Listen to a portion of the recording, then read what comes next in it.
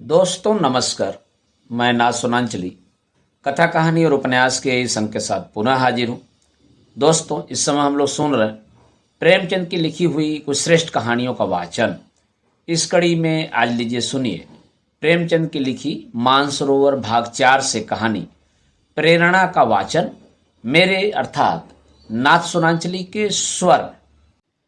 मेरी कक्षा में सूर्य प्रकाश से ज्यादा उद्यमी कोई लड़का न था, बल्कि यूं कहो कि अध्यापन काल के 10 वर्षों में मुझे ऐसी विषम प्रकृति के शिष्य से साबका न पड़ा था। कपट क्रीड़ा में उसकी जान बसती थी।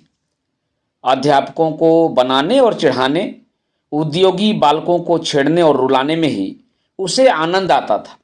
ऐसे ऐसे षड्यंत्र रचता, ऐसे ऐसे फंदे डालता, ऐसे ऐसे बंधन बांधता कि देखकर आश्चर्य होता था। गिरोहबंदी में अभ्यस्त था। खुदाई फौजदारों की एक फौज बना ली थी और उसके आतंक से साला प्रशासन करता था। मुख्य अधिष्ठाता की आज्ञा टल जाए, मगर क्या मजाल कि कोई उसके हुक्म की अवज्ञा कर सके। स्कूल के चपरासी और अर्दली उससे थर थर कांपते थे। इंस्पेक्टर का मुआयना होने वाला था। मुख्य अधिष्ठाता ने हुक्म दिया कि लड़के निर्दिष्ट समय से आधा घंटा पहले आ जाएं। मतलब यह था कि लड़कों को मुआयने के बारे में कुछ जरूरी बातें बता दी जाएं। मगर 10 बज गए।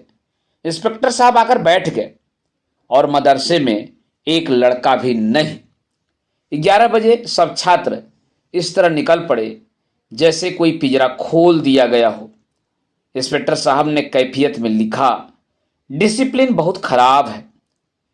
प्रिंसिपल साहब की किरकिरी हुई, अध्यापक बदनाम हुए और यह सारी शरारत सूर्य प्रकाश की थी।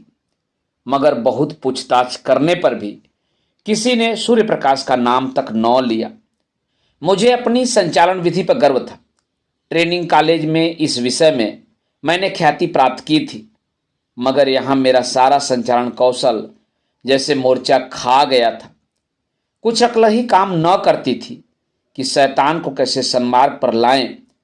कई बार अध्यापकों की बैठक हुई, पर यह गिरह न खुली। नई शिक्षा विधि के अनुसार मैं दंड नीति का पक्षपाती न था, मगर यहाँ हम इस नीति से केवल इसलिए विरक्त थे कि कहीं उपचार से भी रोग असाध्य न हो जाए। सूर्य प्रकाश को स्कूल से निकाल देने का प्रस्ताव भी किया गया, पर इसे अपनी अयोग्यता का प्रमाण समझकर हम इस नीति का व्यवहार करने का साहस न कर सके। 20-22 अनुभवी और शिक्षा शास्त्र के आचार्य एक 12-13 साल के उदंड बालक का सुधार न कर सके। यह विचार बहुत ही निराशाजनक था। यो तो सारा स्कूल उससे त्राही त्राही करता था, मगर सबसे ज्यादा संकट में मैं था, क्योंकि वह मेरी कक्षा का छात्र था और उसकी शरारतों का कुफल मुझे भोगना पड़ता था। मैं स्कूल आता तो हरदम यही खटका लगा रहता था कि देखें आज क्या विपत्ति आती है। एक दिन मैंने अपनी मेज की दराज खोली तो उसमें से एक बड़ा सा मेढक निकल पड़ा। मैं चौंक कर पीछे हटा तो क्लास में एक शोर मच गया। उसकी ओर सरोस नेत्रों से देखकर रह गया। सारा घंटा उपदेश में बीत गया और वह पट्ठा सिर झुकाए नीचे मुस्कुरा रहा था। मुझे आश्चर्य होता था कि यह नीचे की कक्षाओं में कैसे पास हुआ था। एक दिन मैंने गुस्से से कहा, तुम इस कक्षा से उम्र भर पास नहीं हो सकते। सूर्य प्रकाश ने अविचलित भाव से कहा, आप मेरे पास होने की चिंता न करें, मैं हमेशा पास हुआ हूं और अब की भी हो जाऊंगा। असंभव, असंभव संभव हो जाएगा। मैं आश्चर्य से उसका मुंह देखने लगा। जहीन से जहीन लड़का भी अपनी सफलता का दावा इतने निर्विवाद रूप से न कर सकता था। मैंने सोचा वह प्रश्न पत्र उड़ा लेता होगा। मैंने प्रतिज्ञा की, अब की इसकी एक चाल भी न चलने दूंगा। देखूं कितने दिन इस कक्षा में पड़ा रहता है, आप घबराकर निकल जाएगा। वार्षिक परीक्षा के अवसर पर मैंने असाधारण देखभाल से काम लिया, मगर जब सूर्य प्रकाश का उत्तर पत्र देखा तो मेरे विस्मय की सीमा न रही। मेरे 2 पर्चे थे, दोनों ही में उसके नंबर कक्षा में सबसे अधिक थे। मुझे खूब मालूम था कि वह मेरे किसी पर्चे का कोई प्रश्न भी हल नहीं कर सकता। मैं इसे सिद्ध कर सकता था, मगर उसके उत्तर पत्रों को क्या करता। लिपि में इतना भेद न था जो कोई संदेह उत्पन्न कर सकता। मैंने प्रिंसिपल से कहा तो वह भी चकरा गए, मगर उन्हें भी जानबूझकर मक्खी निगलनी पड़ी। मैं कदाचित स्वभाव से ही निराशावादी हूं। अन्य अध्यापकों को मैं सूर्य प्रकाश के विषय में जरा भी चिंतित न पाता था, मानो ऐसे लड़कों का स्कूल में आना कोई नई बात नहीं। मगर मेरे लिए वह एक विकट रहस्य था। अगर यही ढंग रहे तो एक दिन या तो जेल में होगा या पागल खाने में। उसी साल मेरा तबादला हो गया। यद्यपि यहाँ का जलवायु मेरे अनुकूल था, प्रिंसिपल और अन्य अध्यापकों से मैत्री हो गई थी, मगर मैं अपने तबादले से खुश हुआ, क्योंकि सूर्य प्रकाश मेरे मार्ग का कांटा न रहेगा। लड़कों ने मुझे विदाई की दावत दी और सबके सब स्टेशन तक पहुंचाने आए। उस वक्त सभी लड़के आंखों में आंसू भरे हुए थे। मैं भी अपने आंसुओं को रोक न सका। सहसा मेरी निगाह सूर्य प्रकाश पर पड़ी, जो सबसे पीछे लज्जित खड़ा था। मुझे ऐसा मालूम हुआ कि उसकी आंखें भी भीगी थीं। मेरा जी बार बार चाहता था कि चलते चलते उससे दो चार बातें कर लूं। शायद वह भी मुझसे कुछ कहना चाहता था, मगर न मैंने पहले बातें की न उसने। हालांकि मुझे बहुत दिनों तक इसका खेद रहा। उसकी झिझक तो क्षमा के योग्य थी, पर मेरा अवरोध अक्षम्य था। संभव था उस करुणा और ग्लानि की दशा में मेरी दो चार निष्कपट बातें उसके दिल पर असर कर जाती, मगर इन्हीं खोए हुए अवसरों का तो नाम जीवन है। गाड़ी मंद गति से चली। लड़के कई कदम तक उसके साथ दौड़े। मैं खिड़की के बाहर सिर निकाले खड़ा था। कुछ देर मुझे उनके हिलते हुए रुमाल नजर आए, फिर वे रेखाएं आकाश में विलीन हो गईं। मगर एक अल्पकाय मूर्ति अब भी प्लेटफार्म पर खड़ी थी। मैंने अनुमान किया वह सूर्य प्रकाश है। उस समय मेरा हृदय किसी विकल कैदी की भांति घृणा, मालिन्य और उदासीनता के बंधनों को तोड़ तोड़कर उसके गले मिलने के लिए तड़प उठा। नए स्थान की नई चिंताओं ने बहुत जल्द मुझे अपनी ओर आकर्षित कर लिया। पिछले दिनों की याद एक हसरत बनकर रह गई। न किसी का कोई खत आया, न मैंने कोई खत लिखा। शायद दुनिया का यही दस्तूर है। वर्षा के बाद वर्षा की हरियाली कितने दिनों रहती है। संयोग से मुझे इंग्लैंड में विद्याभ्यास करने का अवसर मिल गया। वहाँ 3 साल लग गए।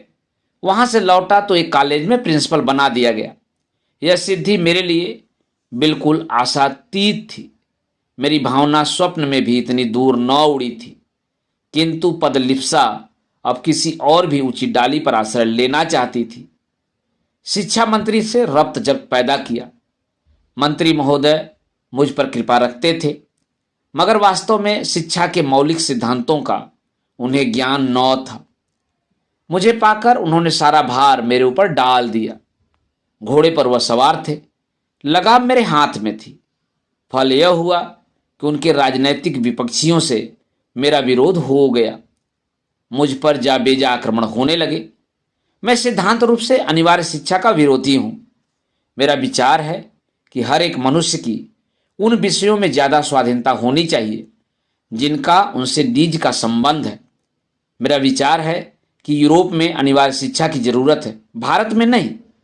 भौतिकता पश्चिमी सभ्यता का मूल तत्व है। वहाँ किसी काम की प्रेरणा आर्थिक लाभ के आधार पर होती है। जिंदगी की जरूरत ज़्यादा है, इसलिए जीवन संग्राम भी अधिक भीषण है। माता पिता भोग के दास होकर बच्चों को जल्द से जल्द कुछ कमाने पर मजबूर करते हैं, इसकी जगह कि वह मद का त्याग करके 1 शिलिंग रोज की बचत कर लें। वे अपने कमसिन बच्चों को 1 शिलिंग की मजदूरी करने के लिए दबाएंगे। भारतीय जीवन में सात्विक सरलता है। हम उस वक्त तक अपने बच्चों से मजदूरी नहीं कराते जब तक कि परिस्थिति हमें विवश न कर दे। दरिद्र से दरिद्र हिंदुस्तानी मजदूर भी शिक्षा के उपकारों का कायल है। उसके मन में यह अभिलाषा होती है कि मेरा बच्चा 4 अक्षर पढ़ जाए, इसलिए नहीं कि उसे कोई अधिकार मिलेगा, बल्कि केवल इसलिए कि विद्या मानवीय शील का एक श्रृंगार है। अगर यह जानकर भी वह अपने बच्चे को मदरसे नहीं भेजता तो समझ लेना चाहिए कि वह मजबूर है। ऐसी दशा में उस पर कानून का प्रहार करना मेरी दृष्टि में न्याय संगत नहीं है। इसके सिवाय मेरे विचार में अभी हमारे देश में योग्य शिक्षकों का अभाव है। अर्ध शिक्षित और अल्प वेतन पाने वाले अध्यापकों से आप यह आशा नहीं रख सकते कि वह कोई ऊंचा आदर्श अपने सामने रख सके। अधिक से अधिक इतना ही होगा कि 4-5 वर्ष में बालक को अक्षर ज्ञान हो जाएगा। मैं इसे पर्वत खोद कर चूहिया निकालने के तुल्य समझता हूँ। वयस प्राप्त हो जाने पर यह मसला 1 महीने में आसानी से तय किया जा सकता है। मैं अनुभव से कह सकता हूँ कि युवावस्था में हम जितना ज्ञान 1 महीने में प्राप्त कर सकते हैं उतना बाल्यावस्था में 3 साल में भी नहीं कर सकते। फिर खामखा बच्चों को मदरसे में कैद करने से क्या लाभ। मदरसे के बाहर रहकर उसे स्वच्छ वायु तो मिलती, प्राकृतिक अनुभव तो होते। पाठशाला में बंद करके तो आप उसके मानसिक और शारीरिक दोनों विधानों की जड़ काट देते हैं। इसलिए जब प्रांतीय व्यवस्थापक सभा में अनिवार्य शिक्षा का प्रस्ताव पेश हुआ तो मेरी प्रेरणा से मिनिस्टर साहब ने उसका विरोध किया। नतीजा यह हुआ कि प्रस्ताव अस्वीकृत हो गया। फिर क्या था, मिनिस्टर साहब की और मेरी वह ले दे शुरू हुई कि कुछ मत पूछिए। व्यक्तिगत आक्षेप किए जाने लगे। मैं गरीब की बीबी था, मुझे ही सबकी भाभी बनना पड़ा। मुझे देशद्रोही, उन्नति का शत्रु और नौकरशाही का गुलाम कहा गया। मेरे कॉलेज में जरा सी भी कोई बात होती तो काउंसिल में मुझ पर वर्षा होने लगती। मैंने एक चपरासी को पृथक किया। सारी काउंसिल पंजे झाड़कर मेरे पीछे पड़ गई। आखिर मिनिस्टर साहब को मजबूर होकर उस चपरासी को बहाल करना पड़ा। यह अपमान मेरे लिए असह्य था। शायद कोई भी इसे सहन न कर सकता था। मिनिस्टर साहब से मुझे शिकायत नहीं, वह मजबूर थे। हाँ, इस वातावरण में काम करना मेरे लिए दुस्साध्य हो गया। मुझे अपने कॉलेज के आंतरिक संगठन का भी अधिकार नहीं। अमुक क्यों नहीं परीक्षा में भेजा गया, अमुक के बदले अमुक को क्यों नहीं छात्रवृत्ति दी गई, अमुक अध्यापक को अमुक कक्षा क्यों नहीं दी जाती। इस तरह के सारहीन आक्षेपों ने मेरी नाक में दम कर दिया था। इस नई चोट ने कमर तोड़ दी। मैंने इस्तीफा दे दिया। मुझे मिनिस्टर साहब से इतनी आशा अवश्य थी कि वह कम से कम इस विषय में न्यायपरायणता से काम लेंगे, मगर उन्होंने न्याय की जगह नीति को मान्य समझा और मुझे कई साल की भक्ति का यह फल मिला कि मैं पदच्युत कर दिया गया। संसार का ऐसा कटु अनुभव मुझे अब तक न हुआ था। ग्रह भी कुछ बुरे आ गए थे। उन्हीं दिनों पत्नी का देहांत हो गया। अंतिम दर्शन भी न कर सका। संध्या समय नदी तट पर सैर करने गया था। वह कुछ अस्वस्थ थीं। लौटा तो उनकी लाश मिली। कदाचित हृदय की गति बंद हो गई थी। इस आघात ने कमर तोड़ दी। माता के प्रसाद और आशीर्वाद से बड़े बड़े महान पुरुष कृतार्थ हो गए हैं। मैं जो कुछ हुआ पत्नी के प्रसाद और आशीर्वाद से हुआ। वह मेरे भाग्य की विधात्री थीं। कितना अलौकिक त्याग था, कितना विशाल धैर्य। उनके माधुर्य में तीक्ष्णता का नाम भी न था। मुझे याद नहीं आता कि मैंने कभी उनकी भ्रिकुटी संकुचित देखी हो। वह निराश होना तो जानती ही न थी। मैं कई बार सख्त बीमार पड़ा हूँ। वैद्य निराश हो गए हैं, पर वह अपने धैर्य और शांति से अणु मात्र भी विचलित नहीं हुई। उन्हें विश्वास था कि मैं अपने पति के जीवन काल में मरूंगी, और वही हुआ भी। मैं जीवन में अब तक उन्हीं के सहारे खड़ा था। जब वह अवलंब ही न रहा तो जीवन कहाँ रहता। खाने और सोने का नाम जीवन नहीं है।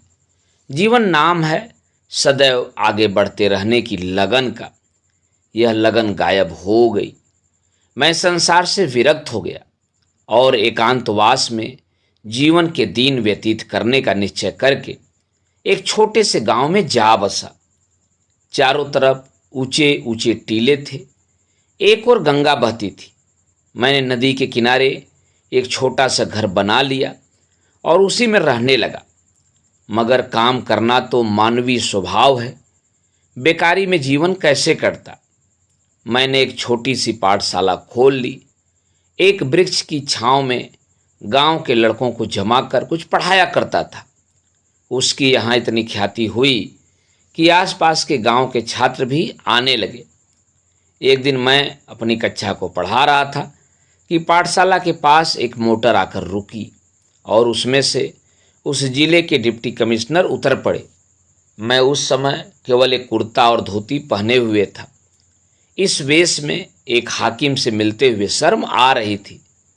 डिप्टी कमिश्नर मेरे समीप आए तो मैंने झेपते हुए हाथ बढ़ाया, मगर वह मुझसे हाथ मिलाने के बदले मेरे पैरों की ओर झुके और उन पर सिर रख दिया। मैं कुछ ऐसा सिटपिटा गया कि मेरे मुंह से एक शब्द भी न निकला। मैं अंग्रेजी अच्छी लिखता हूँ, दर्शन शास्त्र का भी आचार्य हूँ, व्याख्यान भी अच्छे दे लेता हूँ, मगर इन गुणों में एक भी श्रद्धा की योग्य नहीं। श्रद्धा तो ज्ञानियों और साधुओं के ही अधिकार की वस्तु है। अगर मैं ब्राह्मण होता तो एक बात थी, हालांकि एक सिविलियन का किसी ब्राह्मण के पैरों पर सिर रखना अचिंतनीय है। मैं अभी इसी विषय में पड़ा हुआ था कि डिप्टी कमिश्नर ने सिर उठाया और मेरी तरफ देखकर कहा, आपने शायद मुझे पहचाना नहीं। इतना सुनते ही मेरे स्मृति नेत्र खुल गए। बोला, आपका नाम सूर्य प्रकाश तो नहीं है? जी हाँ, मैं आपका वही अभागा शिष्य हूँ। 12-13 वर्ष हो गए। सूर्य प्रकाश ने मुस्कुराकर कहा, अध्यापक लड़कों को भूल जाते हैं, पर लड़के उन्हें हमेशा याद रखते हैं। मैंने उसी विनोद के भाव से कहा, तुम जैसे लड़कों को भूलना असंभव है। सूर्य प्रकाश ने विनीत स्वर में कहा, उन्हीं अपराधों को क्षमा कराने के लिए सेवा में आया हूँ। मैं सदैव आपकी खबर लेता रहता था। जब आप इंग्लैंड गए तो मैंने आपके लिए बधाई का पत्र लिखा, पर उसे भेज न सका। जब आप प्रिंसिपल हुए मैं इंग्लैंड जाने को तैयार था। वहाँ मैं पत्रिकाओं में आपके लेख पढ़ता रहता था। जब लौटा तो मालूम हुआ कि आपने इस्तीफा दे दिया और कहीं देहात में चले गए हैं। इस जिले में आए हुए मुझे 1 वर्ष से अधिक हुआ, पर इसका जरा भी अनुमान न था कि आप यहाँ एकांत सेवन कर रहे हैं। इस उजाड़ गांव में आपका जी कैसे लगता है? इतनी ही अवस्था में आपने वानप्रस्थ ले लिया। मैं नहीं कह सकता था कि सूर्य प्रकाश की उन्नति देखकर मुझे कितना आश्चर्य में आनंद हुआ। अगर वह मेरा पुत्र होता तो भी इससे अधिक आनंद न होता। मैं उसे अपने झोपड़े में लाया और अपनी राम कथा कहानी कह सुनाई। सूर्य प्रकाश ने कहा, तो यह कहिए कि आप अपने ही एक भाई के विश्वासघात के शिकार हुए। मेरा अनुभव तो अभी बहुत कम है, मगर इतने ही दिनों में मुझे मालूम हो गया है कि हम लोग अभी अपनी जिम्मेदारियों को पूरा करना नहीं जानते। मिनिस्टर साहब से भेंट हुई तो पूछूंगा कि यही आपका धर्म है। मैंने जवाब दिया, भाई उनका दोष नहीं, संभव है इस दशा में मैं भी वही करता जो उन्होंने किया। मुझे अपनी स्वार्थ लिप्सा की सज़ा मिल गई और उसके लिए मैं उनका ऋणी हूँ। बनावट नहीं, सत्य कहता हूँ कि यहाँ मुझे जो शांति है वह और कहीं न थी। इस एकांत जीवन में मुझे जीवन के तत्वों का वह ज्ञान हुआ जो संपत्ति और अधिकार की दौड़ में किसी तरह संभव न था।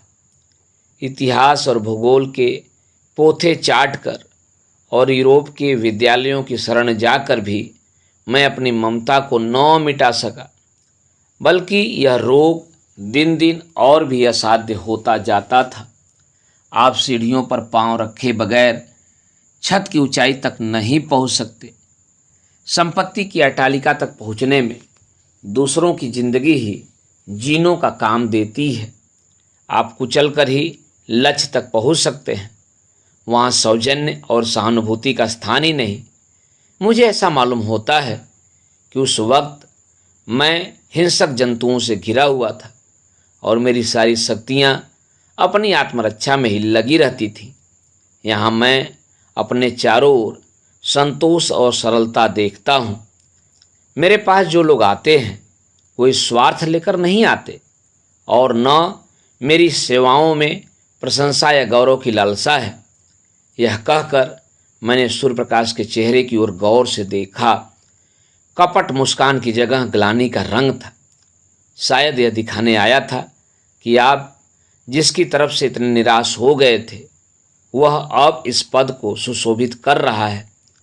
वह मुझसे अपने सदयोग का बखान कराना चाहता था। मुझे अब अपनी भूल मालूम हुई। एक संपन्न आदमी के सामने समृद्धि की निंदा उचित नहीं। मैंने तुरंत बात पलटकर कहा, मगर तुम अपना हाल तो कहो, तुम्हारी यह काया पलट कैसे हुई? तुम्हारी शरारतों को याद करता हूँ तो अब भी रोए खड़े हो जाते हैं। किसी देवता के वरदान के सिवा और तो कहीं यह विभूति प्राप्त नहीं हो सकती थी। सूर्य प्रकाश ने मुस्कुराकर कहा, आपका आशीर्वाद था। मेरे बहुत आग्रह करने पर सूर्य प्रकाश ने अपना वृत्तांत सुनाना शुरू किया। आपके चले आने के कई दिन बाद मेरा भाई स्कूल में दाखिल हुआ। उसकी उम्र 8-9 साल से ज़्यादा न थी। प्रिंसिपल साहब उसे हॉस्टल में न लेते थे और न मामा साहब उसके ठहरने का प्रबंध कर सकते थे। उन्हें इस संकट में देखकर मैंने प्रिंसिपल साहब से कहा, उसे मेरे कमरे में ठहरा दीजिए। प्रिंसिपल साहब ने इसे नियम विरुद्ध बतलाया। इस पर मैंने बिगड़कर उसी दिन हॉस्टल छोड़ दिया और एक किराए का मकान लेकर मोहन के साथ रहने लगा। उसकी माँ कई साल पहले मर चुकी थी। इतना दुबला पतला कमज़ोर और गरीब लड़का था कि पहले ही दिन से मुझे उस पर दया आने लगी। कभी उसके सिर में दर्द होता, कभी ज्वर हो आता। आए दिन कोई न कोई बीमारी खड़ी रहती थी। इधर सांझ हुई और झपकियाँ आने लगीं। बड़ी मुश्किल से भोजन करने उठता। दिन चढ़े तक सोया करता था और जब तक मैं गोद में उठाकर बिठा न देता उठने का नाम न लेता। रात को बहुधा चौंक कर मेरी चारपाई पर आ जाता, मेरे गले से लिपटकर सोता। मुझे उस पर कभी क्रोध न आता। कह नहीं सकता क्यों मुझे उससे प्रेम हो गया। मैं जहाँ पहले 9 बजे सोकर उठता था अब तड़के उठ बैठता और उसके लिए दूध गर्म करता, फिर उसे उठाकर हाथ मुँह धुलाता और नाश्ता कराता। उसके स्वास्थ्य के विचार से नित्य वायु सेवन को ले जाता। मैं जो कभी किताब लेकर न बैठता था उसे घंटों पढ़ाया करता। मुझे अपने दायित्व का इतना ज्ञान कैसे हो गया, इसका मुझे आश्चर्य है। उसे कोई शिकायत हो जाती तो मेरे प्राण नखों में समा जाते। डॉक्टर के पास दौड़ता, दवाएं लाता और मोहन की खुशामद करके दवा पिलाता। सदैव यह चिंता लगी रहती थी कि कोई बात उसकी इच्छा के विरुद्ध न हो जाए। इस बेचारे का यहाँ मेरे सिवा दूसरा कौन है? मेरे चंचल मित्रों में से कोई उसे चिढ़ाता या छेड़ता तो मेरी त्योरियाँ बदल जाती थीं। कई लड़के तो मुझे बूढ़ी दाई कहकर चिढ़ाते, पर मैं हंसकर टाल देता था। मैं उसके सामने एक अनुचित शब्द भी मुंह से न निकालता। यह शंका होती थी कि कहीं मेरी देखा देखी यह भी खराब न हो जाए। मैं उसके सामने इस तरह रहना चाहता था कि वह मुझे अपना आदर्श समझे और इसके लिए यह मानी हुई बात थी कि मैं अपना चरित्र सुधारूं। वह मेरा 9 बजे सोकर उठना, 12 बजे तक मटर गश्ती करना, नई नई शरारतों के मंसूबे बांधना और अध्यापकों की आंख बचाकर स्कूल से उड़ जाना सब आप ही आप जाता रहा। स्वास्थ्य और चरित्र पालन के सिद्धांतों का मैं शत्रु था, पर अब मुझसे बढ़कर उन नियमों का रक्षक दूसरा कोई न था। मैं ईश्वर का उपहास किया करता, मगर अब पक्का आस्तिक हो गया था। वह बड़े सरल भाव से पूछता, परमात्मा सब जगह रहते हैं तो मेरे पास भी रहते होंगे?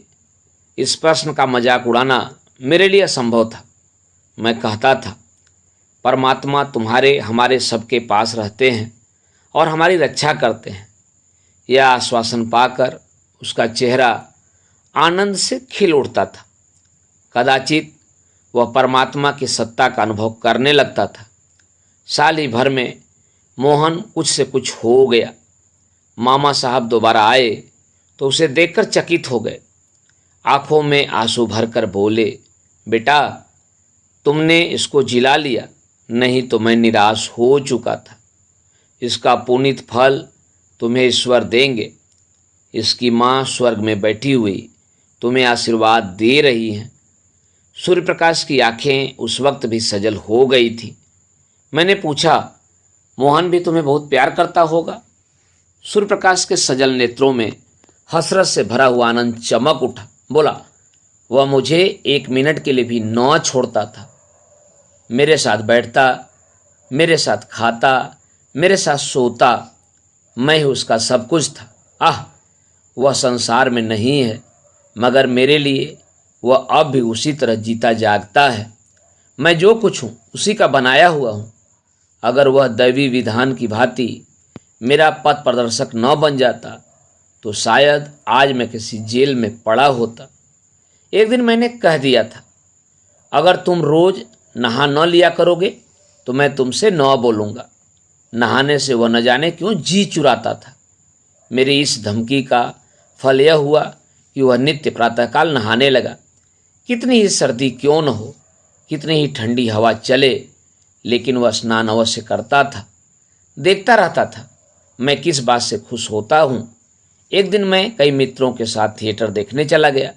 ताकीद कर गया था कि तुम खाना खाकर सो रहना। 3 बजे रात को लौटा तो देखा कि वह बैठा हुआ है। मैंने पूछा, तुम सोए नहीं? बोला, नींद नहीं आई। उस दिन से मैंने थिएटर जाने का नाम न लिया। बच्चों में प्यार की जो एक भूख होती है, दूध, मिठाई और खिलौनों से भी ज़्यादा मादक, जो माँ की गोद के सामने संसार की निधि की भी परवाह नहीं करती, मोहन की वह भूख कभी संतुष्ट न होती थी।